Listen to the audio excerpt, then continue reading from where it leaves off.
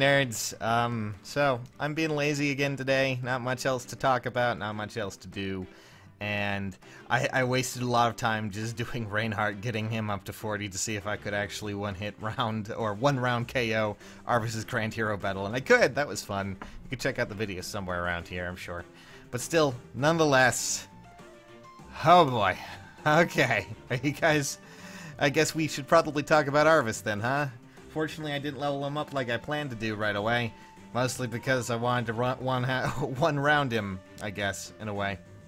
Still, let's talk about Arvis. Let's talk about how I'm going to build him, and I'll give you some suggestions on what you can do to make him even more practical in use, okay?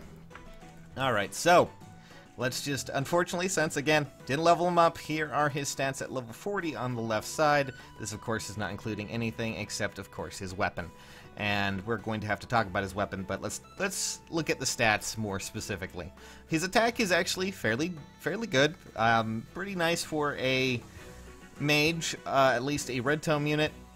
You know, not as high as I was expecting it to be, but, you know, considering he can only make barbecue out of so many people, I'll take it. His speed is, I mean, it's dependable, but we'll have to really see how well that will, how far that will take him, considering that there are a lot of speedier blue mages out there who could easily take advantage of that.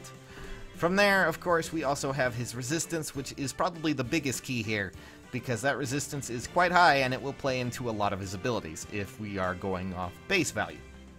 So, as you can see here, we do need to talk about Volflame. Volflame is, of course, his legendary tome.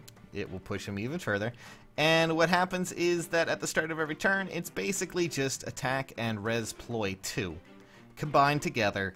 And that means any of the units that are below his res level, which is actually quite high considering he will be able to affect both of their resistance and their attack. And we'll actually have a little bit more of that a little later. And that can be very useful for not only him, but also for other units on your team, especially against those melee units that typically have a lot more, defense and a lot less resistance. So, and it could even help out with some of the more resistance-based units, because again, it's only one resistance between that. So, technically, he can really make great use out of Volflame, and it's actually a fairly decent tome. I'm sure that some people may not, enjoy it too much, but it could be useful. It can be very useful. From there, we have two AoE abilities, and I'm just going to give you a simple thing here first, okay? One, I really don't suggest using AoE abilities. They take far too long to charge, usually, and most of the time I find that their abilities are quite distracting, and oftentimes don't get the job done. Still, nonetheless, here are some abilities that I would suggest. Since he has great resistance, you can always run Iceberg or Glacies or whatever the other one is called, and you will get a lot more oomph out of his attacks that way, especially now that we have a lot more green tome units out there in the wild. He can take advantage of that exponentially. He has a resistance that can really pack a punch, and he will be doing a ton of it. So, all in all, included with his, his good old Volflame, it could really put a great situation for him, could really make a great situation for him. And, using things like Iceberg are certainly things you may want to try. Just a suggestion for me, I'm going with Iceberg. Might put Glacies just to have it in there for later, you never know. We do need to talk about his Recovering, because Recovering is a unique ability that cannot be inherited, as you can see right there. It cannot be moved on to any other unit. Arvis is the only one who has it. So, naturally, you can always take advantage of this. Sure, it's not the, it's essentially Renewal 4. And that it triggers every turn instead of every 2 turns, so essentially he is getting 10 HP every turn, which is pretty substantial. I mean, before, Renewal was kinda, it waffled between it. Really useful on some Faucian builds, but since now we have Recovering on him, that means that he can use some really powerful abilities without really having to take the necessary I would say, disadvantages from those abilities. We'll talk about that in a second. So recovering is actually a very good B skill, and he comes equipped with that already. So that's really nice. Something exclusive to him, along with his, tome, which is always a plus in my book. From there, we have Defense Ploy, and this essentially means that he, well, you can run this. What is that? Okay, so this is actually a Defense Ploy that is reliable and, is 4 stars. Nice. Cool stuff, guys. I'm sure someone on the, on the tier list is probably frothing at the mouth, but still, nonetheless, Defense Ploy. This actually is very interesting because this can combine with Vol Flame, meaning that he will not only reduce, attack and resistance by 4, he'll also, at the end of it, also reduce defense by 5 if he hits a good unit. That doesn't necessarily mean that this is the ability you should bring along. Whenever it comes to a C skill, it's usually what you find best for your team setup, as I always say, because team setup is really where it matters. Team setup is, team setup. I'm just gonna say it. If you find yourself wanting to use things like Hones or Fortifies, by all means go for it. But Defense Ploy is not very bad at all. In fact, it's really good for him, considering he already has Vol Flame on him. So, the question then becomes, since he already has a fairly good skill set, what should you put in his A slot? Well, the A slot is, well, a interesting little mesh of things you could put in. The easiest one that I can really think of that is cheap, effective, and can really work well with recovering is, of course, Fury. In fact, Fury is basically, in some ways, made for him.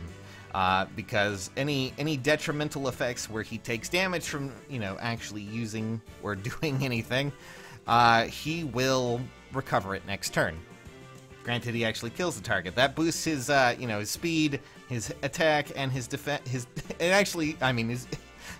It boosts all 4 of his primary stats, which means that his resistance will go even higher, meaning Iceberg and things like that will hit harder. It'll make his speed go up, which is always a good thing for him, because he's in a good speed threshold, but he could stand to be a bit higher, so Fury is a good option, and of course that will push his attack over 50, which is something that a lot of people would really like to see from him. Seeing that he is a Red Tome unit, we do like to see those numbers above 50, just a little bit here. And since he can't, or at least he won't be able to be fused very easily, it's always a good option to, try and see if you can't push those stats up a bit further. You can always go with something like Fortress Resistance as well if you really wanted to go off the whole resistance thing. Granted, that will put a damper on his attack, but it will boost his resistance exponentially to give you a bit more oomph if you really wanted to become a sort of mage tank. I don't know if that's exactly the best idea, but it's probably something you can go with. From there, you can always go with the other advantages that come with things like that, like Swift Sparrow, Death Blow. These are always options that are available to you. I don't suggest Life and Death because that gets rid of some of the nice abilities that he does have. Namely his resistance, which is really key to boosting him even further. Life and Death can work, but I don't see it, so all in all, I find Arvis to be a pretty powerful Red Tome unit, but it really depends on how you build. So I'm just going to obviously go through the list and give you my suggestions. And here's what I'm going to go with, okay? So first off, weapon is of course going to be Vol Flame. That's an obvious one. It's his, legendary tomes are nothing that you should really gawk at. They're always great. They have more might. And of course his has attack and res ploy. From there, I would highly suggest if you're going with him to go with something like Iceberg or Glacies. This way you can at least pump out some more extra damage when that triggers. AoEs are not that great, and if you do decide to go with anything else, I just say Iceberg. From his A slot, I highly suggest Fury, because it's really basically made for him. The ability to recover 10 health from his B skill is really just something you can't pass up. It's something that's reliable, something that's easy, something that's, simple. And from there, Defense Ploy is a fantastic ability that he already has built into his kit, so there's really no reason not to take advantage of that. So, go at it. Get going. Try it out. It's really something fascinating and something fun. And of course, if you need any other advantage, your C skills can be interchanged. to whatever you need. And if you really want to try something else out, Deathblow and Swift Sparrow are always good options if you really want to boost up his attack even further. But that is just my ideas there. It's kind of like how Volter had his own built-in fury in his weapon in a way. It's an interesting thing, and there's me leveling up Reinhardt. But I hope you guys can get a better idea of how I almost said Volter, Arvis works here, because honestly, he has a really good built-in non-inheritable B skill and a really interesting tome. I highly suggest taking advantage of it, because why not? It's something that you might want to do. It's just something simple. So, it's just simple, stupid? No. But that's the basic idea. I hope you guys got a better understanding out of Arvis from this, and if you didn't, well, that's too bad. For now, I'm gonna go and relax, so I'll catch you guys later. Thanks for watching.